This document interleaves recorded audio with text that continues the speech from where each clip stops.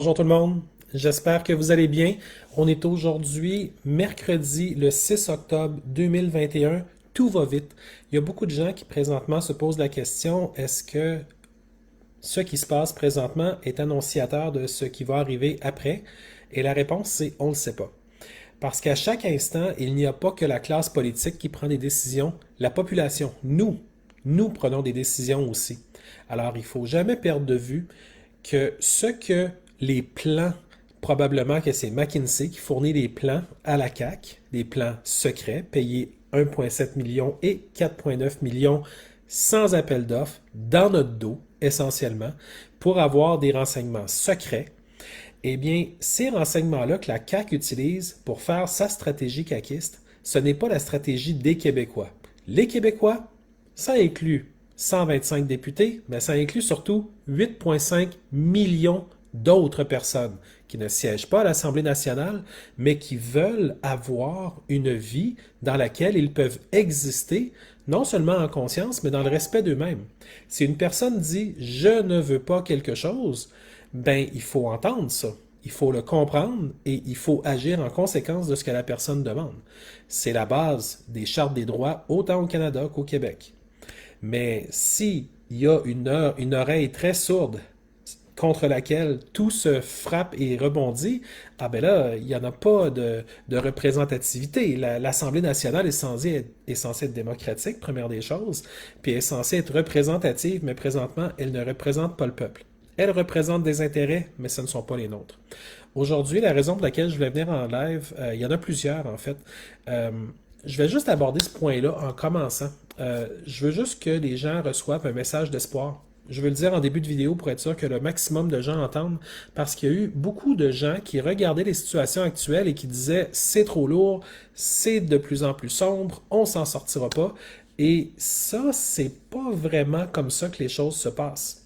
Oubliez pas que l'ennemi, puisqu'il y a présentement un ennemi, quiconque vous force à faire des choses, que ce soit de porter un masque ou de recevoir des injections, est quelqu'un qui n'agit pas comme votre meilleur ami, qui vous dit, écoute, tu sais pas de quoi tu parles, c'est moi qui décide à ta place et je t'oblige à le faire, sinon tu as des conséquences qui sont délétères et tout à fait, en fait, j'allais dire le mot pas éthique, mais c'est plus que ça, là. C'est très important de comprendre qu'on est dans une dérive actuellement. Ce n'est pas quelque chose qui va dans le sens de quoi que ce soit qui a été voté à des élections. Il n'y a pas de consultation populaire et ça paraît. C'est une chambre d'écho de 125 personnes qui sont toutes du même avis et qui défendent tous la même lutte au COVID. Donc, quand les gens disent je perds espoir devant ça, ben, il y a une légitimité à cet argument-là parce que c'est vrai que c'est désolant de voir autant d'oppression aussi vite contre des gens qui, de toute évidence, méritent absolument pas cette oppression-là. On parle quand même pour la COVID de gens en santé qui sont appelés à être vaccinés. J'ai entendu ce soir une entrevue avec Régine Laurent à TVA. C'est une vidéo qui a passé sur Twitter tantôt, dans laquelle elle explique qu'il y aurait entre 92 et 95% de la population vaccinée. Je ne sais pas comment est-ce qu'elle arrive à ces chiffres-là. C'est sûrement en regardant ceux de l'INSPQ, en regardant ceux de Christian Dubé. Mais sur le terrain, quand je me promène, c'est pas une personne sur 20 seulement qui est pas vaccinée. Il y en a pas mal plus que ça qui sont pas vaccinés. Alors, je sais pas trop comment elle arrive à ces chiffres. C'est peut-être encore la magie du calcul mathématique de ceux qui ont 12 ans et plus et qui sont admissibles à la vaccination. Toujours pour mettre des chiffres qui sont plus importants, comme pour donner de l'importance à un narratif propagandiste étatiste de plus en plus socialiste, avec du credit scoring à la communiste. Essentiellement, on arrive à un point là, où est-ce qu'il faut se reprendre nous-mêmes dans notre pouvoir. Il faut dire j'existe. Donc à partir du moment où j'existe, ben je dois me respecter en tant que personne qui existe. Parce que le but du narratif propagandiste, c'est de dire la seule personne qui existe, c'est celle qui dit aux autres quoi faire. C'est les caquistes, c'est toute l'équipe qui est autour de ça. Mais c'est faux. Ceux qui existent, c'est les 8,5 millions de personnes. On n'est pas d'accord avec tout le monde, mais à quelque part, il y a une diversité d'opinions sur à peu près tout. Si on fait un sondage dans la population, il y a probablement des partisans d'à peu près toutes les équipes de sport qui existent. Mais ça paraît pas nécessairement dans les sondages. Dans les sondages, ils sont en train de faire des résultats polarisants. Je lisais un commentaire il n'y a pas tellement longtemps que plusieurs firmes de sondage embauchent des gens qui peuvent être sondés et ces gens-là, souvent, sont appelés à plusieurs reprises à revenir répondre à des sondages. Or, il n'y a vraiment rien qui nous dit que ces gens-là ne sont pas choisis parce qu'ils votent du bon bord lorsqu'ils sont sondés. Alors, ce serait important de demeurer extrêmement critique envers les histoires de sondage. Et on a vu le soir de l'élection, le 20 septembre, à quel point l'élection à CTV a commencé avec les autres, qui avaient beaucoup de votes. Et tout à coup, comme par magie, les autres sont comme complètement disparus des calculs. Et alors qu'ils menaient, surtout dans l'Ouest, tout à coup, ils n'étaient plus là. Alors, évidemment, on se doute qu'il s'est passé quelque chose. Vous vous rappelez que, là, je passe de Régine Laurent à ça. Je vous avais parlé de la chambre noire, où il y avait à mon sens, un immense flottement, où est-ce que les résultats parviennent depuis les 338 circonscriptions de vote. Donc, les votes arrivent dans la chambre noire. Et une fois qu'ils sont dans la chambre noire, dans le fond, même moi, je savais pas où était la chambre noire, puis après toutes les recherches, tous les appels, toutes les demandes que j'ai faites aux relations publiques d'Élections Canada, aux relations avec les médias, j'ai jamais su comment s'appelait l'unité où ces votes-là sont envoyés. J'ai jamais eu le nom d'un seul employé qui travaille dans cette unité-là. J'ai eu aucun détail. Et les gens des relations publiques eux-mêmes disaient, c'est vrai que c'est un peu bizarre que même nous, on n'arrive pas à vous donner le renseignement que vous demandez. Ils étaient bien serviables, mais ils étaient incapables de m'aider. Alors, s'ils sont capables de garder la chambre noire, ça c'est mon expression, j'ai appelé ça comme ça, la chambre noire des élections, s'ils sont capables de la garder aussi anonyme, qu'est-ce qui empêche? Parce que j'ai réfléchi à ça après, je me suis dit, c'est peut-être pas dans la chambre dans la chambre où ils agrègent les résultats à la fin que ça s'est passé, ou peut-être pas en totalité, mais peut-être dans le logiciel. Parce que je me rappelle qu'au bureau de circonscription ici à Lévis, dans Chaudière, je parlais avec des employés qui me disaient on comprend rien à l'informatique. Il y a un technicien qui va venir, il va nous installer les machines, il va nous dire comment faire, mais à quelque part, les gens dans le bureau de vote de la circonscription près de chez moi étaient pas familiers avec l'informatique assez pour dire ah ben là moi j'ai des yeux éduqués, je suis capable de voir que c'est pas normal que les données soient traitées de telle manière et puis qu'il y en ait tant qui disparaissent puis qu'on les voit plus puis qu'on n'ait plus de contrôle puis en fait, il n'y avait rien de ça. Quand les gens rentraient des informations, je pense, dans le logiciel, je pense que c'est pas à la fin de la soirée que les renseignements étaient envoyés à Élections Canada. Moi, je pense que c'est en temps réel.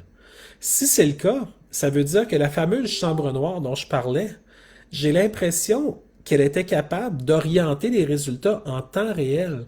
Mais oubliez jamais une chose, j'avais découvert que le consortium des diffuseurs, des grands médias, recevait les renseignements des bureaux des 338 circonscriptions de manière indépendante. Donc, il est possible que le consortium, pendant un certain temps, ait reçu des informations qu'il recevait du directeur de la circonscription, du bureau de vote, qui disait oui, oui, oui, CTV, il y a tant d'autres qui ont voté, puis je le vois sur l'ordinateur, c'est marqué, il y a le chiffre. J'ai l'impression que c'est un peu ça. Souvent, les directeurs pour les élections, c'est pas forcément des gens qui sont des experts en informatique. Donc, ça se pourrait qu'eux autres, ils voyaient juste des chiffres passer de leur côté, puis ils n'étaient pas peut-être attentifs de voir qu'est-ce qui se marquait sur les écrans de télévision. Ils pouvaient pas tout superviser en même temps. C'est humain, je le comprends. Mais par contre, jamais perdre de vue que le consortium de diffuseurs avait ces données de manière indépendante, puis le gouvernement avait les données de manière indépendante, puis la manière ça s'est produit, moi j'ai l'impression que ça se faisait tout en direct, ces choses-là. Et ça voudrait dire que le gouvernement du Canada, à un moment donné, a peut-être lâché un petit coup de téléphone et dire hey, cher CTV, vous n'avez pas remarqué, mais nous avons les vraies réponses. Et pour une raison ou une autre, les gens de CTV ont dit ah, ben si vous avez les vraies réponses, nous on fait le tour, on appelle, on est des lapins, on fait le tour de tous les bureaux de circonscription pour avoir les chiffres. Puis si vous avez d'autres chiffres, ben là, on va revenir avec les chiffres que vous avez. Puis en assumant que ce qui arrive depuis le logiciel qu'il y a dans chaque bureau de circonscription, ben, c'est ça le vrai chiffre. Alors, essentiellement, ça se pourrait qu'à ce moment-là, des médias aient décidé d'ajuster le chiffre en pleine soirée, au début de la soirée en fait, électorale. Donc, extrêmement difficile d'avoir des réponses. J'ai rappelé, puis Élections Canada sont comme plus parlables. Après les élections, le service clientèle n'est pas du tout le même registre qu'avant les élections. Alors, je suis pas capable d'avoir de réponse. Mais par contre, je peux observer qu'il y a eu il y a eu quelque chose qui s'est passé, puis c'est pas vrai qu'avec juste Montréal puis juste Toronto, Justin Trudeau représente les Canadiens. Il y a eu d'autres circonscriptions à d'autres endroits, mais c'est pas vrai qu'il représente les Canadiens. Il est minoritaire, il y a eu presque aucun changement au niveau des sièges, et j'ai l'impression que pendant les derniers mois où tous les partis étaient tous d'accord avec la vaccination, tous d'accord avec les mêmes projets de développement durable, tous d'accord avec l'aide multimilliardaire à l'ONU de toutes les façons possibles et imaginables, toujours d'accord avec toutes les centaines de millions de dollars à Bill Gates, à Gavi, à sa fondation.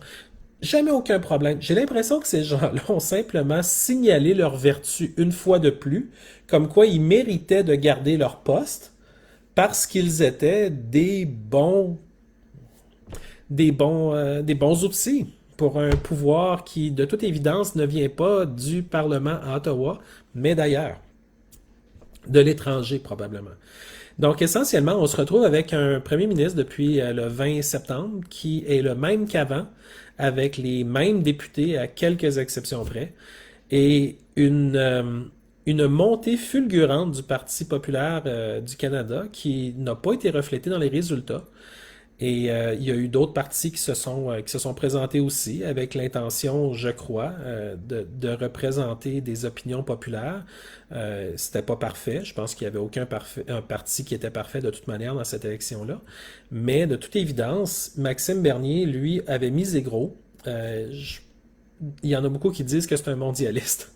Honnêtement, s'il l'a été, il n'agit plus comme s'il en était un, mais en même temps, il pourrait jouer un rôle. C'est impossible de savoir jusqu'à temps que les dés soient finalement tombés sur la table et on dit ah, je savais que ça allait tomber sur un 5 ou un 3. Mais avant ça, c'est difficile de dire parce qu'effectivement, dans le passé, avec le Strippergate, avec sa position où est-ce qu'il a fait venir des personnes qui auraient peut-être pas dû l'être en tant que juge à des commissions comme l'immigration, ben c'est sûr et certain que tout ça, ça a vraiment pas été bon pour son image. Mais il y a quand même un bagage de plusieurs années où il essaie de faire quelque chose. À tout le moins, le narratif était le seul qui était pour le choix et non pas l'obligation vaccinale. Et justement, j'arrive au fameux sujet. L'obligation vaccinale. Et oui, ça j'en ai parlé dans mon petit laïus. Chrystia Freeland, aujourd'hui, qui nous a annoncé à 4 minutes 58 de son vidéo qu'il allait avoir deux nouvelles mesures de vaccination obligatoire. C'est important de le dire parce que vous vous rappelez le 5 août 2021 quand je vous disais une nouvelle qui disait que Justin Trudeau, il dit euh, je considère, j'évoque la possibilité de vaccination obligatoire, mais là, on est quand même rendu 62 jours plus tard. Il y a eu 30 jours de campagne électorale, puis là, tout à coup, sur les tribunes officielles du gouvernement fédéral, la propagande est rendue au chapitre de dire que la vaccination est obligatoire. Mais ça tient pas la route. Ça tient absolument pas la route. En 62 jours, la courbe, toutes les courbes sont plates. Il n'y a rien qui lève. Alors de dire on passe de non obligatoire à obligatoire alors qu'il n'y a aucune raison de le faire, c'est très ambitieux à mon sens, parce que personne ne va croire à ça. Oubliez pas non plus qu'avec la troisième dose qui a été annoncée pour les personnes âgées, les personnes vulnérables, là, il y a beaucoup de gens qui ont pris deux doses, ou même une dose, puis ils disent, bon, mais là, je me rends compte que c'est pas vrai ce qu'ils disaient auparavant, que là, bon, ben deux doses, puis on revient à la normale, puis ça va être correct, puis c'est pas ça du tout. En fait, les gens avaient peut-être besoin d'être amenés au bord du précipice pour être capables de voir que tout ça, c'était de la manipulation. Et c'était finalement des mensonges. C'est pas vrai. Ils ont dit des choses qui n'étaient pas vraies. Lorsqu'ils disaient, bon, mais il faut que toute la population soit vaccinée à 75% pour avoir l'immunité collective. C'est pas vrai. Ils font une chasse aux sorcières. Ils les ont appelés des irréductibles et toutes sortes de mots. Et puis, essentiellement, on se rend compte que c'est pas vrai. C'est pas des irréductibles, c'est des gens qui ont fait un choix. C'est comme si la personne commandait, je sais pas, des sushis au restaurant et on lui disait non, on t'oblige à manger la blanquette de veau. Ben là, non, je veux des sushis. Et puis, les choix qui sont faits présentement sont faits par idéologie, parce qu'ils ne sont pas basés sur les faits. On a publié quand même une quantité astronomique d'informations qui donnent à penser qu'un produit expérimental, ben, c'est un produit expérimental. Il n'y a pas de façon de passer à côté du fait que les études cliniques ne sont pas terminées. Et quand une étude clinique se termine, là, ça ne veut pas dire que tout est terminé. Il faut que les résultats des études cliniques soient pris en compte par ce qu'on imaginait être des gens bienveillants à la santé publique. Et il y en a sûrement encore, mais clairement pas dans les hauts échelons parce que c'est toujours le même narratif mondialiste, propagandiste, socialiste, dans lequel ils veulent nous amener de plus en plus vers une oppression qui est intolérable. Alors, évidemment, quand j'ai entendu Chrystia Freeland avec le Justin Trudeau qui était juste à côté, sont rentrés tous les deux avec des masques, c'est d'un ridicule patenté, sachant évidemment que l'air, si le masque était complètement étanche, il y aurait peut-être encore de la circulation à travers le masque, mais là, il n'est pas étanche. Alors, l'air passe partout, sur les côtés, partout. Donc, le plus bel espoir qu'ils peuvent avoir, c'est peut-être de ramasser un peu d'humidité, mais des gouttelettes. Mais sinon, les virus eux-mêmes sont vraiment, vraiment petits. C'est comme lancer des billes dans un filet de tennis. Pouf! Fait que c'est sûr que ça passe au travers, et comme on sait qu'on respire des millions de virus et qu'on en expire des millions à chaque respiration, de dire « Ah non, non, moi il y a juste les COVID là, qui m'intéressent », ben voyons donc, c'est mathématiquement fou, là. Il faut revenir à la raison. L'humain, normalement constitué, a un système immunitaire, et c'est son système immunitaire qui lui permet de résister à peu près à tous les pathogènes qui vont finalement l'affecter, aussi bien de manière topique ou au niveau du nasopharyngé, ou dans les poumons, ou dans l'alimentation avec les empoisonnements potentiels à terme. Mais le système immunitaire avec les macrophages va toujours être capable d'offrir une résistance s'il est en santé. Alors, la priorité devrait être là. D'ailleurs, je ne comprends pas que la priorité soit pas de vacciner des gens qui en ont besoin parce qu'ils sont des gens qui sont susceptibles d'être malades. Présentement, il y a beaucoup de gens qui sont en parfaite santé, ils paraissent bien, ils vont bien, ils parlent bien, ils sont jamais vraiment malades, puis tout à coup sont visés par des injections. Ben là, il faut s'en poser énormément des questions. On peut les respecter, évidemment, parce qu'on respecte les autres. Mais en même temps, le respect, c'est bidirectionnel. Si on respecte l'autre, l'autre aussi doit nous respecter. Or, présentement, avec les discours qui sont polarisés, où on dit que les vaccinations sont obligatoires, ben, on se demande, il est où le respect? Il est passé où? On va le chercher s'il faut, mais il est clairement pas dans le discours ambiant qu'on entend. Alors ça, c'était la première chose que j'avais à vous jaser par rapport à Chrystia Freeland. Et j'avais également, c'est toujours par rapport à la vaccination obligatoire, en fait, là, c'est Dominique Anglade qui avait demandé, c'était sur une publication Facebook qu'elle avait demandé ça. Elle avait en fait sommé François Legault d'imposer la vaccination obligatoire de tous les employés gouvernementaux, donc des réseaux de la santé et des services sociaux, de l'éducation, des services de garde, d'installation, de l'Assemblée nationale, du personnel fréquentant les campus collégiaux et universitaires. C'est beaucoup de monde. Et c'était donc tellement important pour Dominique Anglade qu'elle a même créé une pétition. Eh oui, elle a créé une pétition. Je vous ai mis tous les liens pour que vous puissiez aller voir. C'est toujours intéressant dans la petite description que je mets avec le vidéo, que vous puissiez tout de suite aller voir puis dire, My God, est-ce que ça respecte le droit de choisir des citoyens? La réponse, c'est non. Donc, l'opposition fait le travail du parti au pouvoir. À mon sens, c'est rare qu'on voit ça. C'est pas du jamais vu, ça s'est vu un peu, mais on dirait que là, c'est quelque chose qui est très amplifié. Alors, à mon sens, ça alimente une forme de dystopie puis une forme de cynisme par rapport à la classe politique, qu'on voit qu'il n'y a pas de représentation du peuple, il n'y a que de la représentation d'idéologie. Ça, c'est extrêmement dangereux parce que c'est un terrain tellement glissant. On peut pas on ne peut pas faire abstraction du fait que les gens qui sont là sont censés être au service de la population et ils n'agissent pas comme s'ils étaient au service de la population. Ils agissent comme s'il y avait une idéologie qui leur arrivait de l'étranger et que c'était ce qu'ils devaient faire, à différentes vitesses, chacun à leur manière, mais ils sont payés grassement pour forcer un agenda sur les gens. N'oubliez pas non plus que la classe politique, les 125 députés, sont appuyés par des cabinets, sont appuyés par des conseillers en communication, par des agents d'information, par des spécialistes, par des stratèges. Il y a des centaines et des centaines et des centaines d'agents de communication, aussi bien dans le réseau de la santé, de l'éducation, dans tous les autres ministères, que ce soit l'environnement ou les autres, il y a des agents d'information et des conseillers en communication qui ne font que reprendre la propagande de l'État et ils la multiplient à leur niveau, à eux. Certains peuvent être en désaccord, mais ils vont perdre leur travail s'ils ne permettent pas à la propagande de passer dans leur giron à eux. Alors, c'est important de comprendre que c'est une machine gouvernementale qui joue contre le peuple et pour l'idéologie de la propagande. C'est très particulier. On ne peut pas dire que c'est quelque chose qui rend les Québécois confortables, parce que s'il y avait urgence, les gens y iraient. Mais s'il n'y a plus urgence, s'il n'y a plus pandémie, avec la version complètement dénaturée de l'OMS, version 2021 et 2020, et si finalement, il n'y a pas de raison, les gens sont en santé, ils vont bien, à un moment donné, faut revenir à la raison. Et présentement, ça semble absolument impossible avec la classe politique. Ils sont partis sur une dérive. Alors, ça, des choses comme ça a poussé un monsieur qui s'appelle Alexandre Fortier, ou Alex Fortier, je ne vais pas me tromper, qui a fait appel aux Québécois pour qu'ils participent à ce que lui appelle la plus grande manifestation de l'histoire du Québec.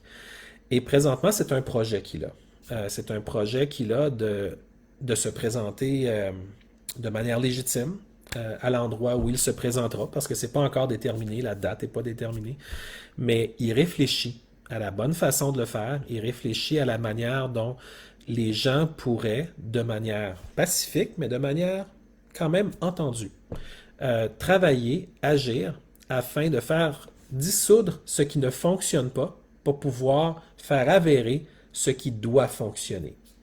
On se retrouve dans un Québec où on a essayé la méthode pacifique, vraiment très pacifique. Les marches ont été pacifiques, les pétitions ont été pacifiques, mais les marches n'ont pas été entendues pour le cri qu'elles avaient à donner. Les pétitions, il y en a qui se sont fait torpiller alors qu'ils auraient dû être entendus puis respectés. On se retrouve avec une forme de déni de démocratie qui nous force à revenir à l'essentiel. Le pouvoir qui est accordé à l'Assemblée nationale à Québec, c'est un pouvoir citoyen. Donc, les citoyens ont le droit en tout temps de s'exprimer. C'est la base.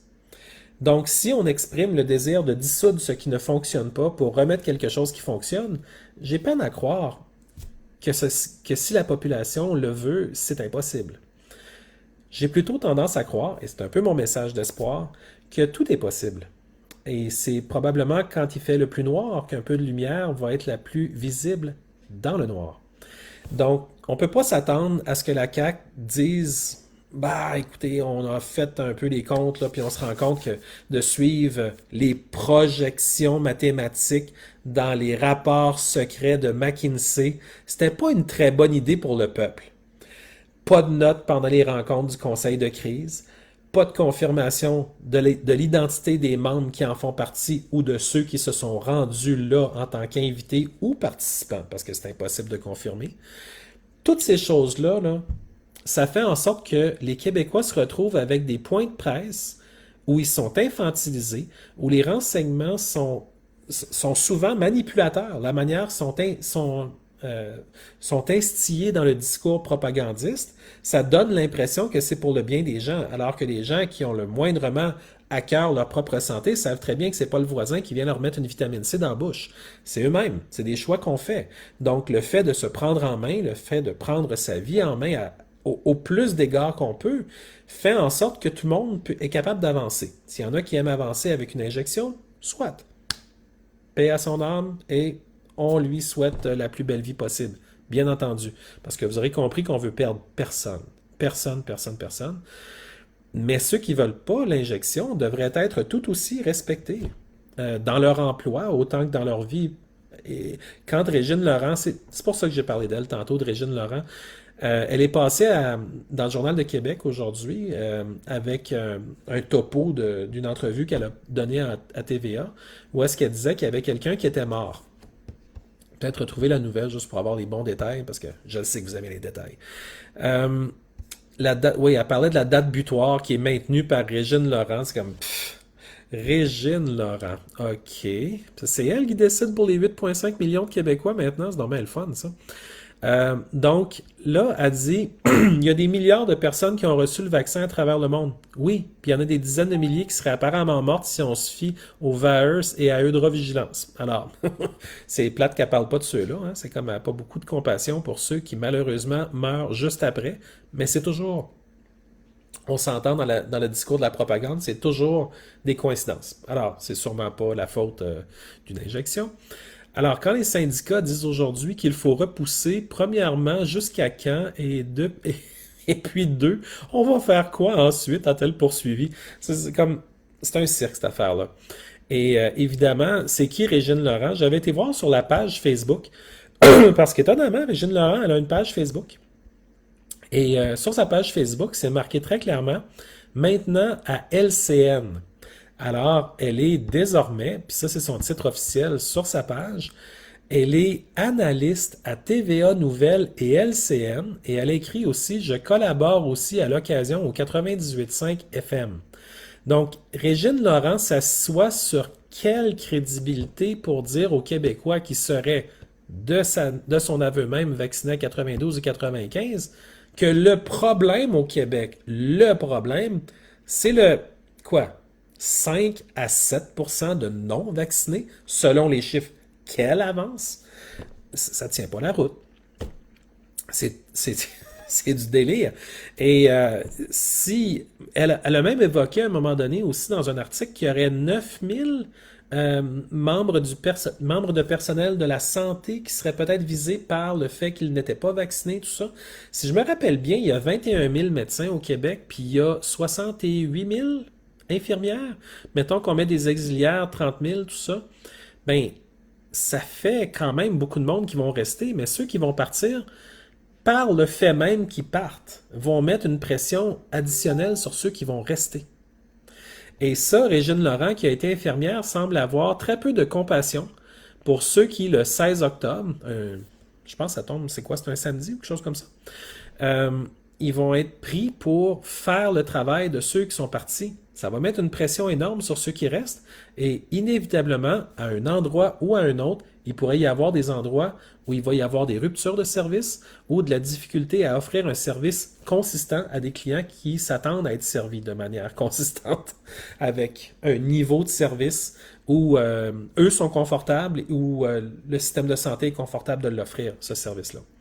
Alors, on voit que c'est comme s'il y avait au Québec, je sais pas, 500 et 5000, disons-le comme ça, personnes qui étaient vraiment, vraiment rompues à l'agenda mondialiste du développement durable et de tout ce que ça veut dire,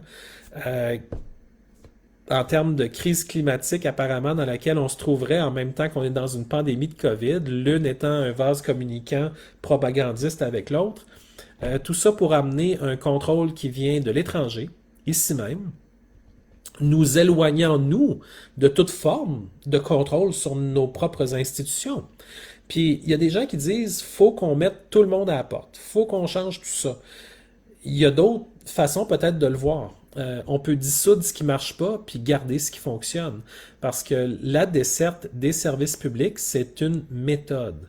On n'est pas obligé de faire ça comme ça. On peut dissoudre à peu près tout ce qu'on veut et utiliser ce qui est bon dans l'architecture que nous, on verra en tant que peuple qui est payante pour le peuple et non pas payante pour des transnationales étrangères, parce qu'actuellement, c'est le cas. Je pense que vous vous rappelez tous l'épisode de l'hiver dernier où on voulait acheter des tucs et des mitaines et des bottes et des manteaux d'hiver en hiver et c'était interdit. Il fallait aller dans les différentes plateformes en ligne pour commander des vêtements De mon vivant, c'est du jamais vu. Alors, ça s'est passé au Québec. Fait que ceux qui disent, ils sont-tu prêts à aller plus loin? Ben, la réponse c'est oui. Ils ont déjà empêché des mamans d'acheter des vêtements d'hiver pour leurs enfants. Mettons que les enfants les perdaient ou ils étaient souillés ou étaient déchirés, des choses comme ça. Ben, à moins d'aller en ligne, c'était devenu impossible d'acheter des vêtements d'hiver pour les adultes, pour les enfants. Il y a des adultes aussi qui ont froid. Alors, c'est des décisions qui ont nettement avantagé le commerce en ligne qui venaient des grandes entreprises qui avaient des superbes plateformes de commerce en ligne comparées aux commerces plus petits qui, eux autres, n'ont pas nécessairement les moyens d'avoir une équipe technologique pour faire tout ça pour eux. Ça ne veut pas dire qu'ils y parviendront pas un jour, ils étaient juste peut-être pas prêts à ce moment-là. Alors essentiellement, les gouvernements que ce soit à Québec, à Ottawa ou à Montréal ou à la ville de Québec, c'est des gouvernements municipaux, sont tous sous l'emprise du développement durable. Vous irez voir tous les plans de smart cities, puis les villes vertes, puis tout ça. C'est 100% l'agenda de l'ONU. 100% de notre argent va vers la concentration de nos efforts collectifs municipaux, provinciaux, fédéraux, vers toutes les couleurs de développement durable, vers toutes les couleurs de mondialisme. C'est quelque chose d'extrêmement inquiétant, parce que c'est pas ça que nous, on veut, mais on cherche autour, puis il y a comme personne non plus qui veut ça. Même les gens qui sont pour le développement durable, tu leur demandes de dire, coudonc, il y a combien d'objectifs? Très rare ceux qui peuvent me dire 17. Et ensuite, si j'ai le malheur de demander, peux-tu m'en nommer un? Il n'y en a pas. Puis ça, c'est des gens qui disent ah oui, moi, pour le développement durable, je suis pour ça. Mais ils ne savent pas c'est quoi. Ils n'ont pas été lire. Puis c'est correct. Je blâme pas personne. Chacun y va à son rythme. Mais il faut comprendre qu'il y a beaucoup de gens qui sont pour un agenda qu'ils ne comprennent pas. Et le jour où ils vont le comprendre, ils vont voir que c'est pas un agenda qui vient du Québec, ni de l'Ontario, ni du Vermont, ni de nulle part. Ça vient de Suisse. Ça, ça vient de l'étranger, où il y a des milliardaires qui ont des groupes de pensée, des think tanks, ou qui ont des groupes de consultation, des compagnies à la McKinsey ou à la Ernst Young, qui vont produire des rapports, qui vont dire que les tendances présentement au niveau climatique nous forcent à refaire les plans pour que les gens ne doivent plus dépenser d'électricité comme avant. Ils doivent plus consommer de viande, ils doivent changer leurs habitudes, tout ça pour sauver le tiers-monde, alors que juste avec l'argent qui a été mis sur les vaccins, mine de rien, on aurait pu nourrir le tiers-monde. On aurait pu guérir la plus grosse maladie au monde qui est la faim. Mais apparemment, c'était beaucoup trop compliqué de comprendre que la meilleure façon de guérir la faim, c'est de donner un repas. Eh ben non, ils ont donné des injections. Alors, évidemment, ça n'a absolument rien réglé au niveau de la faim, mais enfin bref, vous savez exactement où je m'en vais avec ça, vous connaissez assez mon discours. Je ne veux pas non plus épiloguer trop longtemps parce que c'est des sujets qu'on peut étirer et étirer. Mais je ne sais pas si je devrais vous en parler à soir parce que c'est gros. C'est gros, puis je me demande si on est tous prêts à être là. Mais j'ai vu un document de Samsung qui nous parle de quelque chose d'un petit peu dystopique. Il parle que là, ils veulent amener la 6G, qui serait 50 fois plus rapide que la 5G. Et parmi les innovations de la 6G chez Samsung, il y aurait des personnes jumelles numériques. Autrement dit, vous qui m'écoutez, à force de mettre tous vos détails, ce que vous dites et que vous ne dites pas à Facebook, à Gmail, à toutes les plateformes qui sont sous l'influence de Big Tech, vous êtes en train de créer finalement un registre de qui vous êtes. Et grâce à ça, ou grâce à d'autres données, Samsung ne va pas très loin dans les détails, mais ils pourraient créer, eux autres, ils veulent créer un métavers, un univers différent du nôtre, où tout serait numérisé. De votre bouteille d'eau jusqu'à votre boîte de Kleenex, jusqu'à n'importe quoi. Puis il y aurait des hologrammes d'intelligence artificielle, puis la réalité virtuelle, qui probablement de la réalité augmentée, ou est-ce que vous continueriez à voir un petit peu votre réalité, mais tout serait augmenté avec, je sais pas, vous verriez peut-être dans le virtuel aussi, mais ça, il y a différentes façons de le faire. Et essentiellement, ils veulent créer un jumeau de vous qui, à force d'analyser toutes vos décisions depuis quoi? Au moins 10 ans pour la plupart que vous êtes dans Facebook, le CIA Book, ben, qui dit que ce ne sera pas à travers ça qu'ils vont être capables d'aller chercher tous vos renseignements sur qui vous êtes pour créer votre jumeau numérique. Si depuis 10 ans, à chaque fois que quelqu'un vous dit Hey, est-ce que tu aimerais aller faire un voyage en montagne, vous répondez tout le temps non. Puis à chaque fois que quelqu'un vous dit Tu viendrais-tu avec moi pour un voyage sur une plage, puis vous répondez toujours oui, ben votre jumeau numérique saurait que si quelqu'un vous propose un voyage à la montagne, il va le mettre en dessous du voyage qu'on vous propose à la plage. Parce que votre jumeau, éventuellement, va vous vendre à vous le service de mieux vous connaître que vous connaissez vous. De sorte que si vous êtes submergé d'informations, et Dieu sait que nous le sommes presque tous, ben là, vous allez avoir un jumeau numérique qui, lui, grâce à l'intelligence artificielle et surtout aux métadonnées que moi, autant que vous, autant que tout le monde que vous connaissez, on alimente dans les grands réseaux, eh bien, on va être rendu au point où le jumeau va peut-être nous connaître mieux qu'on se connaît nous autres. Si on souhaite tout le temps bonne fête à une personne mais jamais à une autre, ben peut-être que l'intelligence artificielle du jumeau numérique va dire bon ben je vais savoir très exactement à qui souhaiter bonne fête cette année et nous on va dire ah c'est donc bien génial, l'intelligence artificielle a créé une poésie magnifique qui est faite en mon nom et qui est très difficile à distinguer si c'est mon jumeau ou c'est moi qui l'ai écrit, donc ça paraît bien pour moi, donc je suis prêt à acheter le service, donc voici mon argent Samsung, prenez-le, dépêchez-vous. Et puis, essentiellement, les jumeaux vont se mettre à remplacer les gens. Mais attention, ça ne s'arrêtera pas là. Parce que les gens qui ont des emplois, là, tout le monde dit ah ben je sors de l'université à McGill ou à Laval, puis bon, il y a telle compétition, puis j'ai vu, j'étais dans les classes avec les mêmes comptables, puis je le sais c'est qui ma concurrence, puis tout ça risque de changer énormément. Parce que l'intelligence artificielle qui va être utilisée avec les hologrammes, Samsung parle déjà de vous mettre des capteurs et eux autres le vendent pour les Nord-Américains avec le texte qui est écrit là. Je pourrais vous le mettre dans les commentaires tantôt le texte, fait que vous allez pouvoir vous autres aussi plonger dans l'information et aller voir tout ça.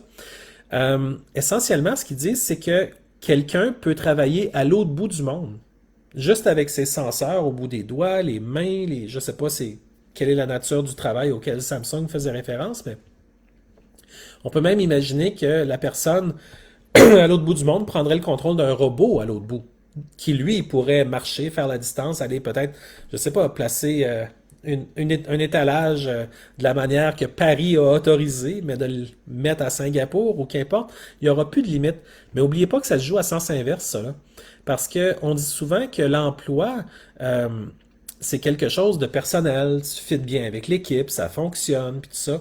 Mais là, tout à coup, le terrain va venir égal pas mal, parce qu'avec l'intelligence artificielle, quelqu'un qui parle uniquement chinois pourrait aussi bien avoir un outil de traduction d'intelligence artificielle de langue qui fait en sorte qu'il capte les subtilités régionales ici, même si elles sont interprétées depuis l'autre bout, lorsque ça arrive aux oreilles de quelqu'un qui est ici et qui travaille avec un Chinois qui est à l'autre bout du monde et qui, lui, a le petit kit Samsung au bout des doigts, ben là, le Québécois dit ah mon Dieu, c'est donc bien agréable ce travailleur-là, il me dit ce que je veux entendre. Puis en plus, j'y vois même pas son visage, il y a un avatar. Partout, dans tous les réseaux, on voit des avatars tout le temps, les gens ne montrent plus leur visage. Puis de plus en plus, vous allez voir dans Zoom, il va y avoir des options pour qu'il y ait des avatars au lieu des visages des gens. On peut déjà en mettre un, évidemment, vous savez tous qu'on peut mettre une image en attente, puis on se met la caméra off, puis tout à coup, c'est cette image-là qui apparaît. Fait on peut tous arriver à le faire présentement, mais c'est des options qui vont devenir de plus en plus importantes. Et puis, ça va faire en sorte que les gens qui disaient ah, ben là, c'est sûr que je vais avoir la job à telle banque, parce que je connais ma concurrence, puis je suis très bon, puis il connaît la concurrence qu'il connaît, mais il connaît pas la concurrence mondiale. Puis en Roumanie, puis en Pologne, puis dans l'Europe de l'Est, puis à bien des endroits dans le monde, en Asie entre autres, il y a beaucoup de gens qui veulent travailler et ça coûte moins cher qu'ici. Alors, qu'est-ce qui va vraiment retenir une entreprise pour différents types de travail, d'embaucher des gens qui sont à l'autre bout du monde, qui sont assistés par de l'intelligence artificielle, donc il y a certains niveaux de connaissances qu'ils n'auront pas besoin vraiment d'acquérir eux-mêmes, parce que c'est l'intelligence qui va compenser. Mais qui nous dit qu'à un moment donné, on ne se rendra pas à une espèce de jonction où finalement, chercher un emploi ne sera plus dans sa région. ne sera plus non plus forcément dans son domaine. Quelqu'un qui voudrait travailler en logistique, si c'est rendu que l'intelligence artificielle a presque tout automatisé, que les camions se conduisent tout seuls, que les entrepôts, les portes s'ouvrent tout seuls, que les lifts, ils vont chercher les matériaux dans le camion, mais peut-être que quelqu'un qui est bon dans un autre domaine pourrait aller travailler en logistique puis s'en sortir malgré tout. Alors, pourquoi je parle d'emploi? Ben, c'est comme ça que vous payez vos hypothèques, vos loyers, votre nourriture, vos vêtements, votre vie. Et si les emplois changent à ce point-là, parce qu'oubliez pas, tout l'objectif est jusqu'à 2030. L'industrie de l'intelligence artificielle va valoir très cher.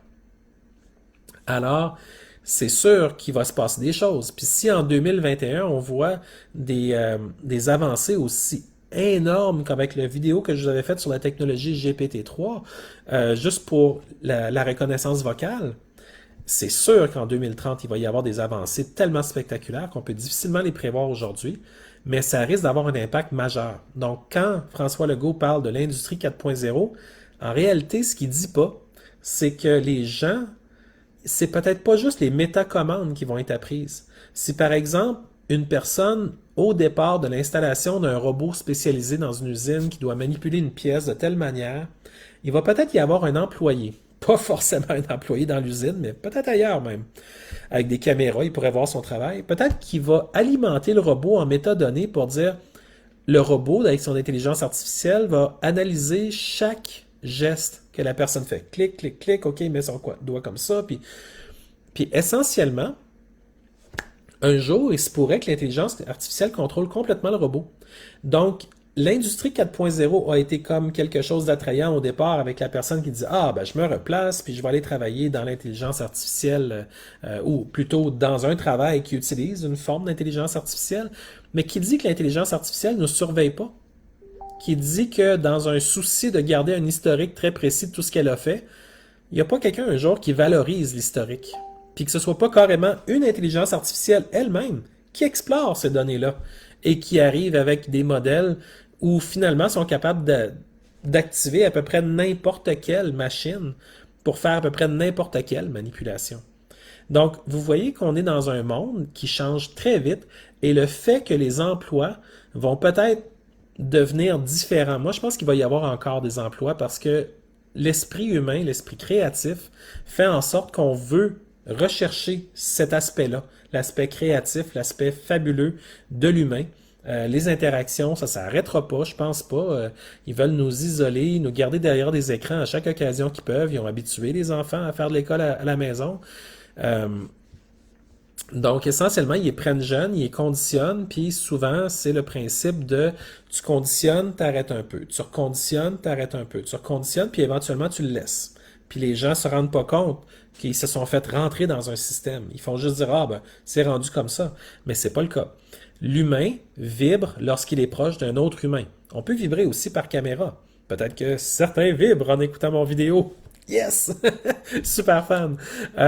Mais essentiellement, on vibre quand on est les uns près des autres. Et puis ça, faut jamais l'oublier. Le fait humain dépasse le fait d'écran.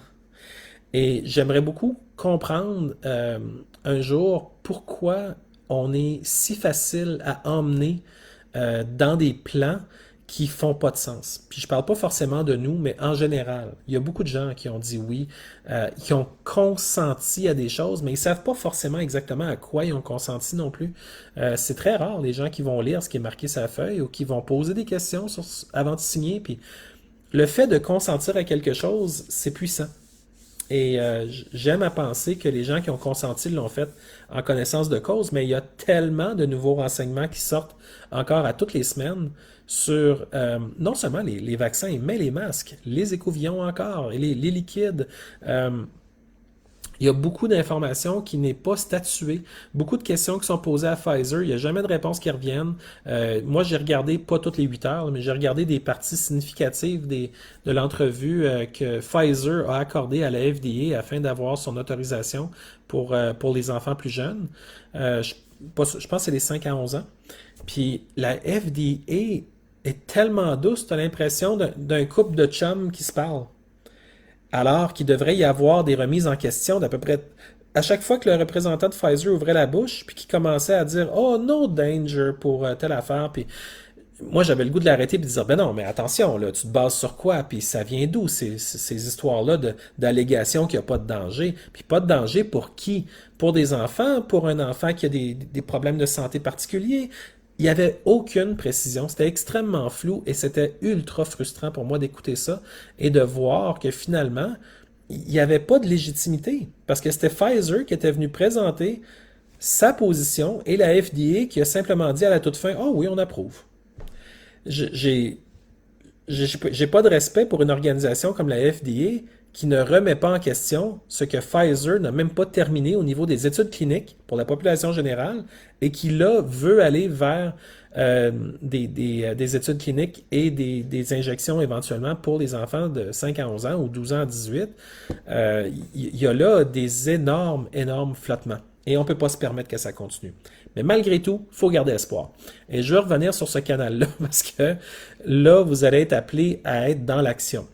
Autant cet été, il y a des choses qui se sont faites, puis on s'entend que le message a absolument, mais absolument pas été entendu. Il a même été tordu avec les marches. Les marches ont permis aux gens de se réunir entre eux et de se mobiliser entre eux et d'apprendre entre eux. C'était génial pour ça, mais en termes de le gouvernement va comprendre parce qu'on est dans la rue, ce chapitre-là, le chapitre de la propagande mondialiste, elle est restée sur le canal de la propagande mondialiste.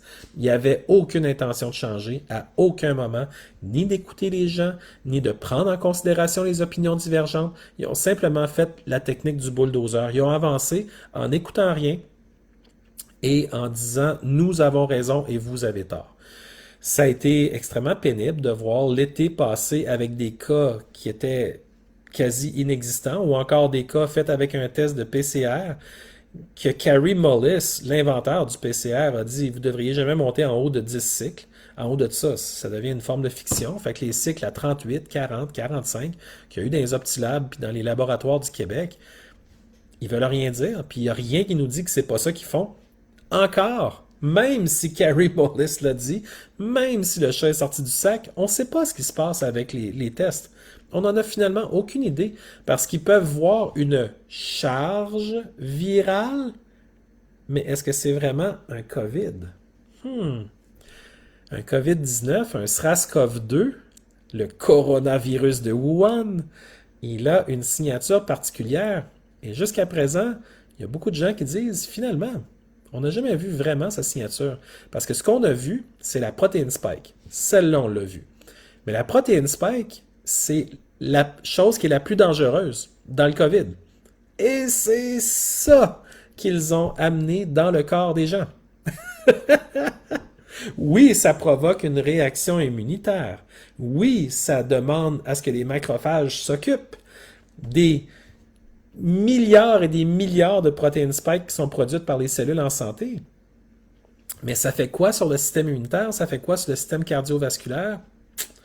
Mystère, hein? Mais de moins en moins un mystère, parce que plus les morts s'accumulent, là on a des rumeurs que le VAERS aux États-Unis, il y aurait eu des fiches qui auraient été retirées, probablement que l'argument c'était « Ah, mais ce n'était pas suffisamment substantié » ou qu'importe l'argument qu'ils vont sortir, ils ont quand même enlevé. Parce que vous savez, depuis, c'est quoi, ça fait au moins 20 ans que le VAERS fonctionne, la ligne était droite. Puis à un moment donné, COVID-19 avec les vaccins est arrivé, pouf, la ligne est montée. Comme un bâton de hockey. Donc, vraiment, vraiment beaucoup de morts suite à cette vaccination-là.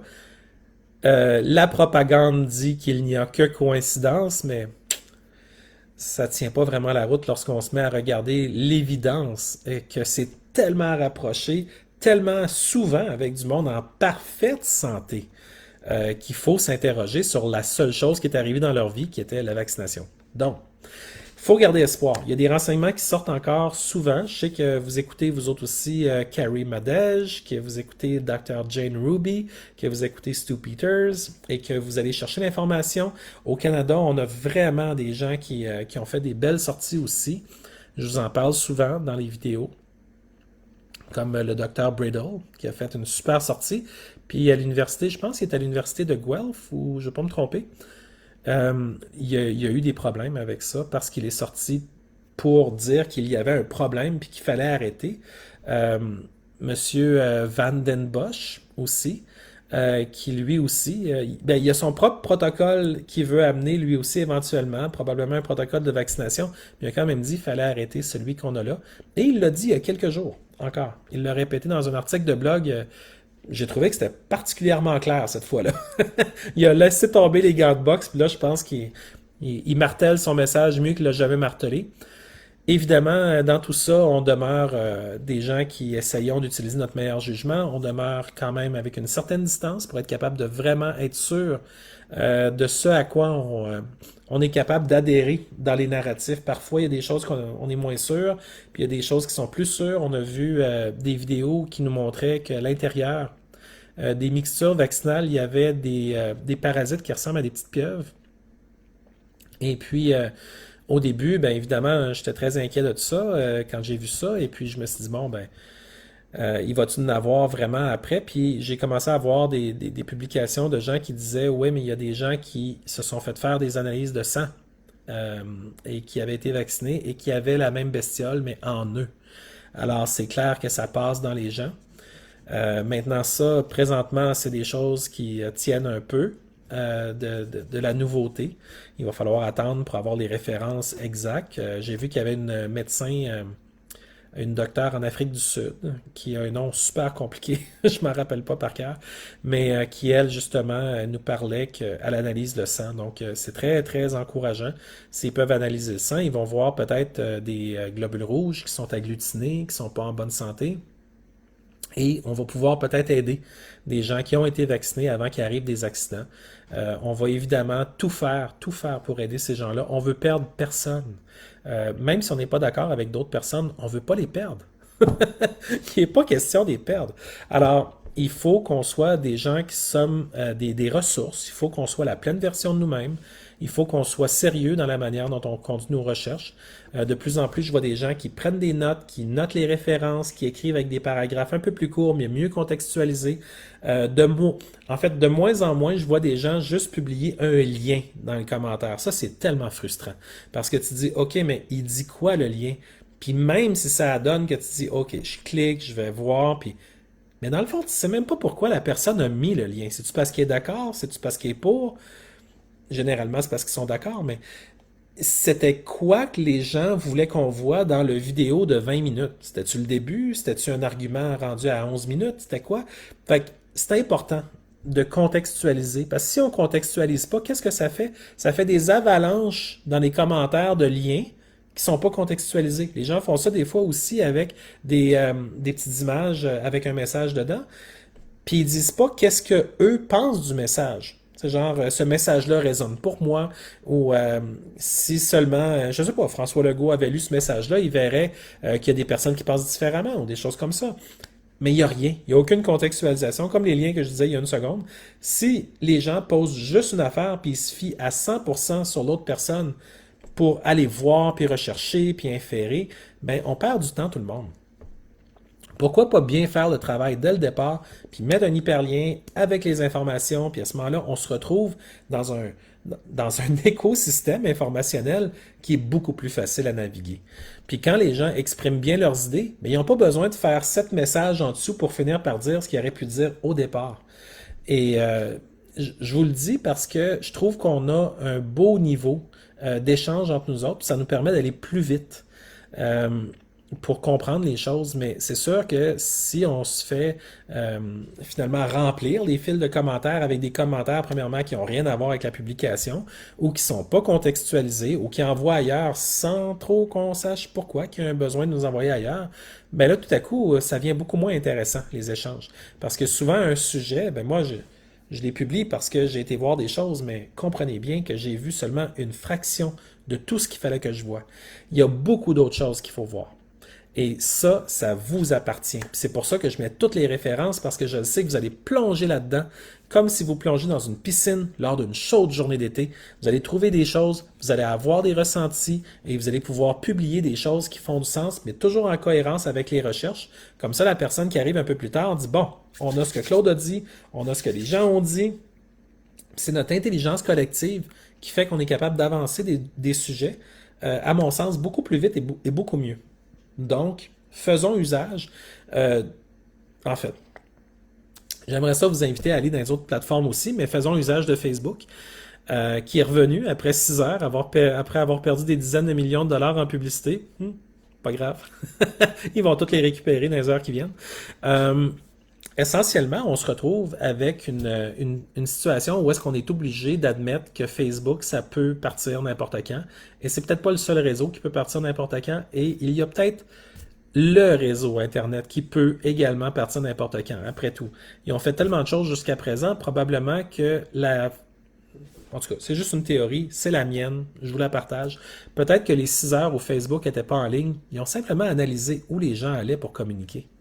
Ils voulaient savoir s'ils fermaient Facebook, est-ce que les gens seraient désemparés puis ils publieraient plus, ou ils feraient juste aller sur VK, Twitter, MeWe, WeGo, Gab, SafeChat, Getter, puis publier autant qu'ils veulent. Eh bien, j'ai l'impression qu'il y a certaines personnes qui n'ont rien fait, mais il y a beaucoup de monde qui sont allés sur ces autres plateformes. Et il n'y a pas juste les plateformes de réseaux sociaux, il y a les forums, il y a les blogs, les commentaires d'un blog, vous pouvez vous exprimer là. Et il y a évidemment des sites qui sont avec des professionnels, des docteurs comme la docteure Sherry Tenpenny aux États-Unis qui est excellent. Il y a énormément de matériel. Il y a également stopthecrime.net qui est absolument gigantesque en termes d'information et qui vous permet de contextualiser très vite par rapport à l'assaut mondialiste et comment ça s'articule au niveau des villes, au niveau des régions, parce que vous savez que les villes vont être éliminées à la faveur de régions où il n'y a pas d'élus, où c'est uniquement des gens qui sont nommés, souvent entre eux. Donc, c'est des sites web que je vous invite à consulter aussi, mais l'idée, c'est que si Facebook tombe, on a prouvé qu'on ne s'assoit pas sur nos mains, on continue à communiquer, on continue à communiquer ailleurs. Mais en même temps, on se demande si à un moment donné, on va en arriver qu'il va juste y avoir des CB pour communiquer entre nous autres, ou des lettres, des messages, ou à la limite des pigeons. On ne sait pas trop jusqu'où ça va aller. Puis si l'Internet tombe, on est tous un peu isolés, donc c'est important de connaître notre voisinage, notre famille, reconnecter avec des gens avec qui on a des bonnes relations pour dire, écoute, s'il arrive quelque chose, moi j'ai tel type de ressources, mais il y en a une que j'ai pas, toi tu sembles avoir, est-ce que c'est le genre de choses qu'on pourrait échanger advenant qu'il y en ait un besoin, puis bon, ouvrez la discussion, parlez, puis que la personne soit vaccinée ou non, ça change rien. Si on fait face à un problème qui est collectif, ben il faut le régler de manière collective. Et il ne faut pas attendre que quelqu'un le règle pour nous, c'est probablement la pire méthode qu'il n'y a pas. Il faut se prendre en main nous-mêmes. Ou à tout le moins faire l'essentiel ou le maximum qu'on peut faire nous-mêmes. Alors j'espère que je vous donne espoir un petit peu malgré tout parce que présentement, vous savez, en Australie, la première ministre de la Nouvelle-Galles du Sud a démissionné vu qu'il y avait des allégations qui avaient été données par par un milliardaire, en fait, M. Palmer, je pense, qui a expliqué qu'elle avait reçu des dizaines de millions de dollars, cette première ministre-là, en Australie, pour quelque chose. Mais de toute évidence, c'était probablement pour implanter l'agenda de propagande COVID.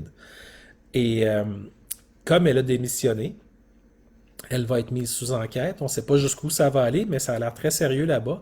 Mais ça reste qu'on est obligé de se poser la question, si Minou a eu des dizaines de millions de dollars, pourquoi est-ce que Pitou n'en aurait pas? Alors, on peut se demander, Doug Ford, François Legault, est-ce qu'ils ont eu le même traitement que la première ministre de la Nouvelle-Galles du Sud en Australie? C'est une question qui se pose. Et les autres États en Australie, est-ce qu'eux autres aussi ont eu de l'argent d'une firme de relations publiques quelque part de manière discrète? Dur à dire. Mais ça nous fait poser des questions. En France, Emmanuel Macron, il a reçu combien? Alors, s'il y en a une qui tombe avec ce genre de manigance-là, qui nous dit qu'il n'y en aura pas d'autres? Donc, il faut garder espoir, il faut continuer d'avancer et il ne faut pas essayer seulement de contredire la propagande officielle, mais de faire avérer ce qui est vrai en nous, ce qui vibre en nous. Parce que ça, c'est plus vrai que tout ce que l'illusion, la fiction, appelez-la la matrice si vous voulez, va nous présenter. On existe à un niveau qui n'est pas juste physique. On existe à un autre niveau. Il y a des gens qui disent, ben voyons donc Claude, on n'existe pas à aucun autre niveau. Je leur dis, ah ouais? Ok, ben est-ce que tu as déjà pleuré? Ben oui, j'ai déjà pleuré. Est-ce que tu étais triste? Ben oui, j'étais triste. OK, est-ce que tu peux me mettre ta tristesse dans un bol ou sur une assiette? Ben non, je peux pas faire ça. Ben oui, mais tu m'as dit que tu étais triste. Ben oui, mais je peux pas te donner ma tristesse. OK, mais ça veut dire qu'il y a des choses qui sont pas physiques. Ah ouais. C'est super le fun, c'est des petits jeux vraiment faciles, là, mais l'idée c'est juste de rappeler aux gens qu'il y a de l'espoir parce qu'on n'est pas que pris dans une matrice. On est capable de s'extraire du jeu juste le temps de penser à comment est-ce qu'on peut soit revenir dans le jeu, soit demeurer à l'extérieur du jeu, mais dissoudre et neutraliser ce qui rend toxique quelque chose qui ne devrait pas l'être. Alors, je vous envoie plein de concepts comme ça, mais j'espère que je vous outille pour que, en vous et autour de vous, vous soyez les gens extraordinaires que vous êtes, parce que des fois, je vous rencontre, c'est tellement des belles rencontres, sérieux. Je, je- J'aimerais ça pouvoir tous vous rencontrer, ce qui est à peu près impossible, il y a trop de monde, mais ceux que je rencontre, c'est toujours des rencontres extraordinaires. Vous êtes des gens extraordinaires, en général. Quand j'ai la chance de vous voir en caméra, parce que j'ai moins de mobilité, là, euh, ben, j'adore ça. Puis vous rayonnez, je fais juste m'imaginer comment vous devez rayonner en personne, comment vous devez être l'autre niveau, parce que, évidemment, c'est ça qui nous fait vibrer, c'est quand on se voit. Alors, évidemment, les amis, l'espoir est là parce que vous êtes là. C'est pas parce qu'une autre organisation est là, c'est pas parce qu'une autre action est là. Je veux dire, c'est à nous d'y participer, puis c'est parce qu'on y participe qu'elle prend vie. Euh, Il faut jamais perdre ça de vue. Chaque décision qu'on prend ou qu'on ne prend pas module tout ce qui nous entoure. Alors, pour ceux qui se le demandaient, oui, le patio est juste là. Fait que j'aurais pu faire ça sur mon patio à soir, mais il y avait énormément de bruit de train. Donc, en fermant la porte patio, le son est peut-être meilleur. Puis le téléphone n'a aucune chance non seulement de tomber à terre ou de pas marcher. Le Wi-Fi à l'intérieur est beaucoup plus fiable et l'Ethernet est évidemment le super système. Si vous devez dans votre maison avoir un système qui fait en sorte que les appareils sont très fiables. Le Wi-Fi est quand même plutôt fiable, mais j'aime beaucoup dire aux gens d'essayer de brancher autant de choses qu'ils peuvent par Ethernet, parce que le fil est excessivement fiable. Alors, des petits conseils comme ça en terminant, mais vous les savez sûrement déjà. Il se fait tard. Vous allez peut-être m'écouter 2 jours, vous allez peut-être m'écouter dans un mois, dans une semaine. C'est pas grave. Partagez à ceux qui doivent entendre ce genre de message-là. Moi, je pense qu'on se jase entre nous autres, puis c'est important de simplement savoir qu'on est encore là, qu'on existe encore, qu'il faut se respecter, qu'on existe et donc qu'on mérite respect et qu'on donne le respect qu'on reçoit aussi. C'est une forme de réciprocité. Alors, merci d'avoir été là. Merci à ceux qui me font l'immense honneur de m'aider à faire ce que je fais. J'ai été calme hier sur les articles parce qu'on dirait que j'avais besoin d'une journée là, comme pour prendre du recul. Puis avant ça, c'était jour après jour, après jour, après jour, je vous ai sorti des nouvelles qui étaient énormes. Puis je les publiais, puis je me disais, waouh, waouh, waouh, ça n'a pas de sens, ils feront jamais ça. Puis c'était le cas. Fait que je documentais ça. Fait que je vais probablement le refaire encore avec un autre rythme soutenu là, bientôt. Là, va falloir qu'on trouve un autre narratif que juste dénoncer. Puis présentement, je suis en train de vouloir un petit peu me réinventer à ce niveau-là pour essayer d'arriver. Parce que vous savez, quand j'écris des articles, j'essaie de mettre au départ le situationnel, donc exactement les dates, les endroits, les personnages, qu'est-ce qu'ils ont dit, les quotes, les choses qui sont les plus marquantes, je les mets au début. Puis ensuite, je recoupe avec toutes les autres nouvelles dans les autres paragraphes. Puis j'essaye tout le temps de finir ou d'avoir d'imbriquer dans mon texte des solutions à des endroits. On ne peut pas tolérer ça. Il faut refuser l'innommable. Ou, tu sais, j'essaie de vous outiller avec les arguments que vous avez besoin pour dissoudre justement l'ombre qu'on veut dissoudre, pour faire rayonner notre lumière, qui on est, notre vibration, nos fréquences, notre énergie, qui on est fondamentalement et non pas l'illusion, qu'est-ce qu'elle dit qu'on est. Et je vais peut-être essayer de réinventer un petit peu la formule, peut-être mettre plus de solutions, un petit peu moins de peut-être le situationnel au début, peut-être des textes un peu plus courts parce que je le sais que vous êtes submergé d'informations. Je le suis aussi. Et je le sais que vous m'écrivez. Quand vous m'écrivez, j'adore ça parce que je peux lire vos idées et tout ça. Mais il y en a beaucoup qui font juste me partager les mêmes choses qu'ils voient ailleurs, puis ils contextualisent pas. Fait que là, c'est comme j'ai une vidéo. C'est pas Claude écoute ça ou va à 11e minute puis il se passe ça. C'est juste comme le vidéo. Puis là, je commence le vidéo, ça dure 1 heure et demie, mais j'ai aucune idée de ce que la personne veut que je vois dedans. Fait que, tu sais, je sens que je perds mon temps, puis je sens que je perds le temps de l'autre parce que j'aurais aimé ça y répondre en disant, ah, t'as remarqué ça toi aussi? Oui, puis va voir tel chercheur, il en a parlé dans telle étude, puis. Mais je peux pas faire ça parce que j'ai juste pas le temps. J'ai juste 24 heures dans une journée. Donc, j'ai l'impression que je suis pas le seul à recevoir énormément de chaînes de messages dans Facebook, dans Messenger. Et ça fait en sorte que ça devient anxiogène. Tu sais, à un moment donné, tu te dis, bon, ben là, je les ai vus les vidéos. Je suis abonné à toutes les plateformes, à Rumble, à Odyssey, à BitChute, et puis je les vois. Et puis, mais en même temps, si la personne a quelque chose à me dire sur une vidéo, ben juste le contextualiser, puis là, waouh, là je comprends, puis souvent ça me permet de recontinuer. Ce qui a beaucoup aidé dans les dernières semaines, j'aimerais remercier les personnes qui m'ont envoyé des documents qui étaient complètement exclusifs, qui sont impossibles à avoir si tu n'es pas employé dans une entreprise.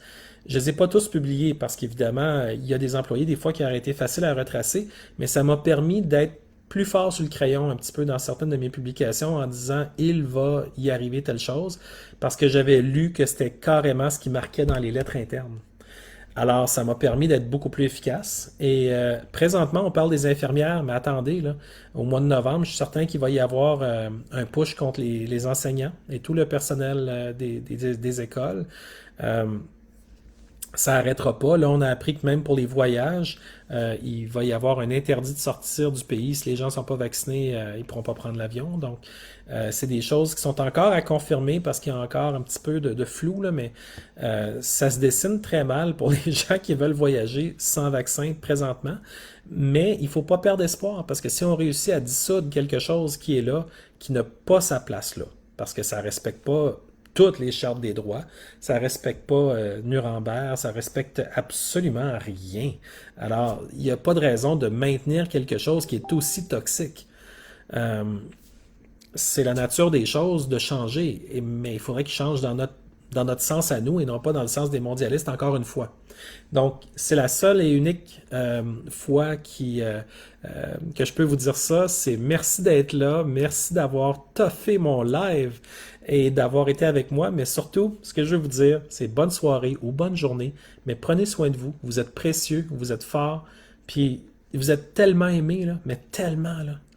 Perdez jamais ça de vue parce qu'ils vont tout faire pour vous désespérer avec la propagande, puis ils vont tout faire pour vous sortir de votre cœur, pour vous amener dans votre mental où la peur peut vous habiter plus fort, plus fortement.